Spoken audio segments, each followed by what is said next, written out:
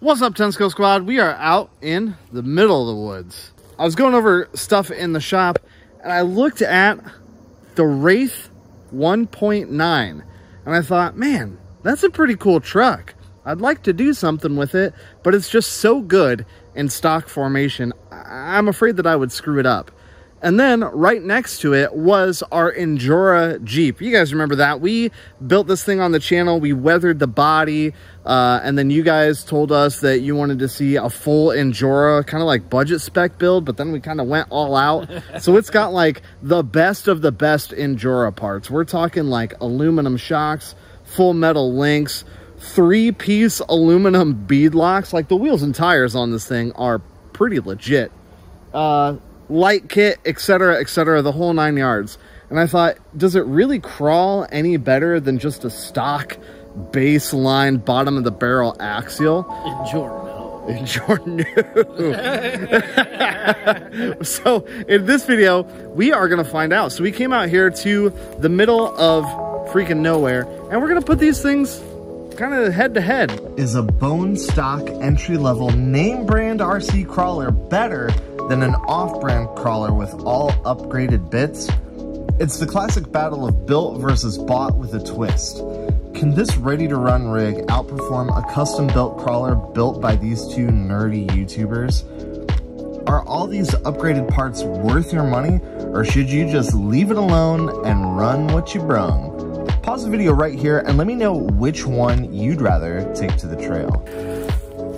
So, why these two?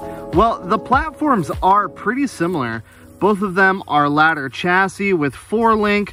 Both have a center mounted motor with pretty low speed gearbox.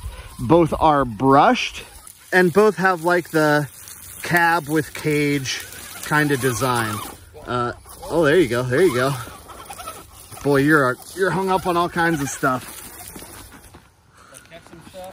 Yeah, there you go. There you go. Yeah. Yeah. I'd say you've got some stragglers. There you go. You're Gucci. But as far as motors go, the Injora is running, I don't know, some super fancy Injora hand-wound crazy crawler motor. And the Axial is running probably just whatever Horizon Hobby had sitting on the shelf that day, let's be honest.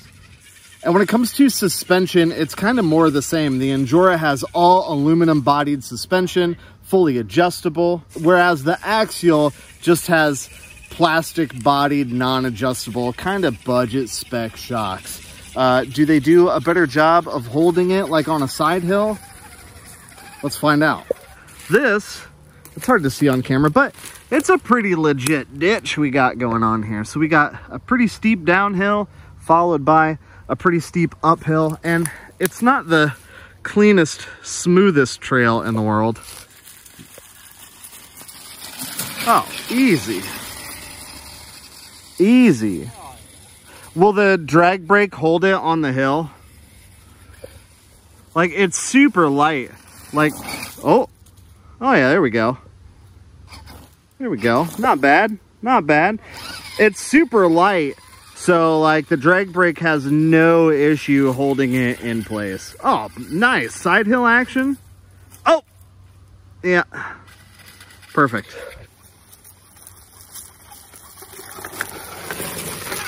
Absolutely. Is that flat out? Yeah.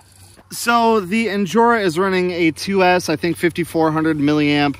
I want to say it's either 30C or a 50C, whereas the Axial is running a Spectrum Smart 2S. Idiot! Nicely done. Nicely done. So both 2S batteries, but you know, the battery in the Axial is like twice the amount of money as the battery we've got in the Jeep. Hit! The Injora is probably twice the weight of the Axial, and most of it comes down to the hard Jeep body versus the light Lexan body on the Axial. That, and there's way more metal parts on the Injora compared to plastic on the Wraith. You can see the suspension really working to carry the heavy body over the obstacles, and it all looks pretty smooth. We didn't even lose a single rubber duck off the dash. The goal is to keep the tires planted to the ground as hard as possible to get as much traction as you can to pull yourself through the trail. And honestly, these shocks did a great job of keeping the Jeep planted, and the metal drive shafts give it a solid feel with almost no slop through the driveline. There you go. Oh, look at that flex. Yeah, dude. See what I mean? Dude, for budget spec suspension, that's pretty legit. Oh yeah. Since the Wraith is so much lighter, it just bounces over everything. The shocks get about as much of a workout as me on vacation, and it makes for some pretty exciting moments. The plastic driveline does a great job of soaking up the abuse though, and while it doesn't look as scale, it eats up just about everything we throw at it. It follows the KISS theory. You know, keep it simple, stupid. Less weight equals less stress on components, and less components means less to break. And on this rig, it works. Oh yeah. How's it feel to drive? Which one do you prefer? I like this one. Yeah, the 1.9? I do. Yeah, dude. The other one's bad. This thing's drips and rips. Yeah, it's definitely faster. I think it has maybe a 25 turn motor in it. And I think the Injora has like a 35. Yeah, you can definitely like power through stuff a little bit better with the Axial, whereas you have to be a little bit more precise with the Injora. But you can run 3S in the Injora, no problem. Oh. No What? wonder it was driving like... Oh no. Dangle. Oh, that's broken Yes, too. it is. Oh man. I thought there at the end it didn't have four-wheel drive. Well, you would be correct, sir. Yeah, well, we're just going to go ahead and throw that in the back of the Kubota. Speaking of less stress on components, that's one of the biggest problems with a modified rig. Adding upgraded parts doesn't necessarily improve reliability. While it may improve performance, it sometimes comes at the cost of increased wear of components. So, which is better? Well, Ethan likes the Wraith, and I'm partial to the Injora. I like the fact that I built the Jeep. It's the only one like it in the world. It's more engaging to drive, and I think it looks better on film. But there's something to be said for a rig that works right out of the box and doesn't help itself to your wallet every time you want to take it for a spin. I wouldn't even say one really performs better than the other, so it really just depends on you. Do you want something that looks unique to you, that is custom made to perform well where you plan on driving it? Or do you want something that just works? As long as you're getting out there and having fun with RCs, you're doing it right. You don't need to spend a ton of money, you just need a friend that doesn't feel bad about constantly breaking your toys. We definitely don't maintain either one of these trucks like we should, which might be why the Injora broke almost immediately. But, you know, the fact of the matter is, you know, we don't maintain the Axial either. The Wraith 1.9 is literally one that we keep on the shelf. That way if, like, kids come crawling with us, or, you know, one of our buddies comes out and doesn't have one, the stock default, here, take this, is the Wraith 1.9. So it has more kid hours on it than it does, you know, our hours on it. Who you call adults? That's a good point. And you know, kids drive them hard, and so far this thing is in pretty